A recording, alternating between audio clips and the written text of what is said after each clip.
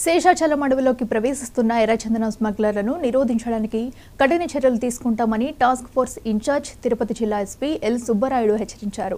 కపిలతీర్థం సమీపంలోని task force కార్యాలయాన్ని SP సందర్శించారు. ఈ సందర్భంగా టాస్క్ ఫోర్స్ పనితీరును తెలుసుకున్నారు. ఆపరేషన్ టీంలతో అభిప్రాయ సేకరణ చేసి ఆపరేషన్ విధానాలను తెలుసుకున్నారు. అడవుల్లోకి వెళ్లినప్పుడు ఉపయోగిస్తున్న ఆధునిక సాంకేతిక పరిజ్ఞానం, సమాచార వ్యవస్థ గురించి తెలుసుకుని పలు సూచనలు చేశారు.